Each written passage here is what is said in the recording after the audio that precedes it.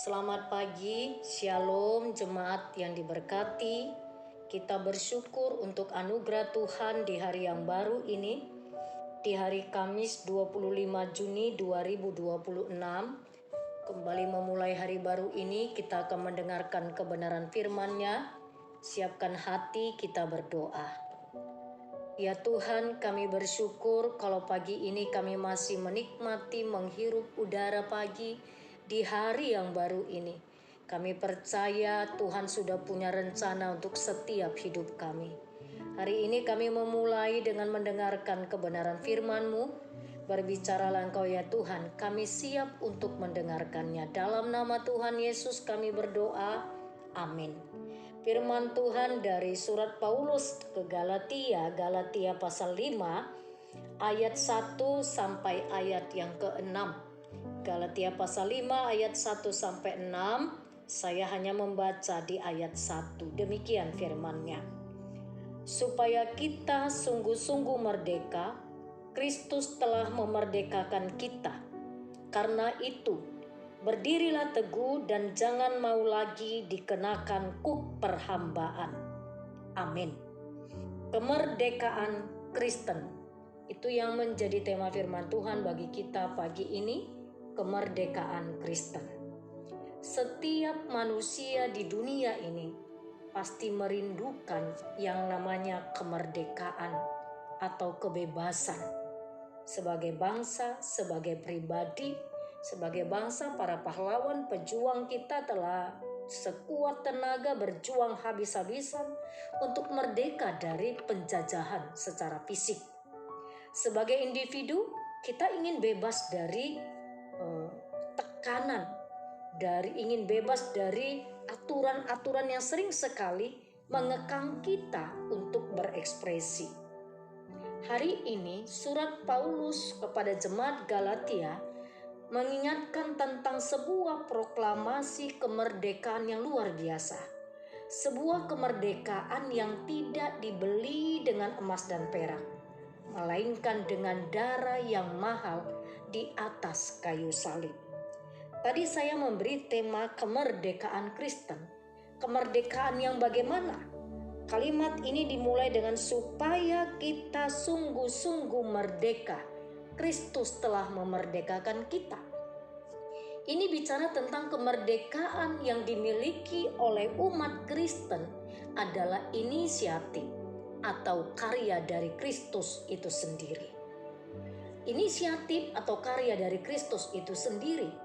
Jadi bukanlah hasil usaha kita, bukan karena kita rajin ke gereja, bukan karena kita orang baik, bukan juga karena kita mampu menaati semua hukum. Sama sekali bukan, tetapi inisiatif Allah. Jemaat Tuhan, sedikit konteks jemaat Galatia saat itu sedang menjalani sebuah krisis. Setelah mereka menerima Injil keselamatan melalui iman, datanglah guru-guru palsu yang mengatakan kamu tidak cukup hanya percaya kepada Kristus. Kamu juga harus disunat dan melakukan hukum Taurat agar selamat. Oleh sebab itu Paulus dengan keras menentang hal ini. Mengapa? Karena jika mengandalkan kekuatan sendiri untuk selamat, itu adalah penghinaan terhadap pengorbanan Kristus. Dapat dijelaskan di ayat 2 dikatakan, sesungguhnya aku Paulus berkata kepadamu, jikalau kamu menyunatkan dirimu, Kristus sama sekali tidak akan berguna bagimu. Itu yang dimaksud dengan penghinaan bagi pengorbanan Kristus. Jadi Paulus dengan keras menentang hal ini. Jadi kita tidak bisa memerdekakan diri kita sendiri dari belenggu dosa. Hanya Kristus, hanya melalui kematian dan kebangkitannya yang sanggup membayar lunas utang dosa kita. Jadi kemerdekaan Kristen adalah kemerdekaan dari hutang dosa yang telah diselesaikan oleh Yesus Kristus di kayu salib. Sekali untuk selamanya. Kemerdekaan kita adalah anugerah, kasih karunia yang murni. Kita merdeka karena status kita telah diubah oleh Yesus dari hamba dosa menjadi anak-anak Allah. Apakah berhenti sampai di situ? Tentu tidak. Kemerdekaan Kristen konsekuensinya adalah dipanggil untuk berdiri teguh. Setelah kita dimerdekakan, tugas kita belum selesai. Paulus memberikan sebuah kalimat perintah yang aktif, berdirilah teguh. Dalam bahasa aslinya menggunakan kata stekete, yang berarti bertahan di posisimu. Jangan goyah seperti seorang prajurit yang mempertahankan benteng. Jadi stekete itu seperti seorang prajurit, begitu jugalah iman kita. Mengapa kita harus berdiri teguh? Karena iblis, karena godaan dunia ini akan selalu mencoba menarik kita kembali ke masa lalu. Saat kita jatuh dalam dosa, maka iblis akan membisikkan rasa bersalah yang membuat kita merasa tidak layak dikasihi Tuhan. Padahal Tuhan katakan Dia siap untuk mengampuni dosa bagi setiap orang yang mau berbalik, yang mau bertobat. Dunia akan menawarkan kesenangan sesaat ini dan perlahan-lahan mengikat kita kembali dalam kecanduan, dalam kepahitan, dalam keserakahan, dalam kerakusan. Itulah diperhamba oleh dosa. Jadi jemaat Tuhan, berdiri teguh artinya kita harus terus melekat pada kebenaran firman. Ketika intimidasi datang dan berkata, aku sudah ditebus oleh darah Yesus, dosaku sudah diampuni, aku tidak mau didikte oleh masa laluku. Itulah yang dimaksud dengan merdeka. Kita telah dimerdekakan. Oleh sebab itu jangan mau lagi diperhamba oleh kuasa dosa tersebut. Kemerdekaan Kristen adalah inisiatif Kristus. Tanggung jawab orang yang telah dimerdekakan adalah berdiri teguh. Jangan mau diombang-ambingkan, peganglah imanmu. Amin, kita berdoa. Kami bersyukur kepadamu Tuhan, firman-Mu sungguh indah berbicara kepada kami.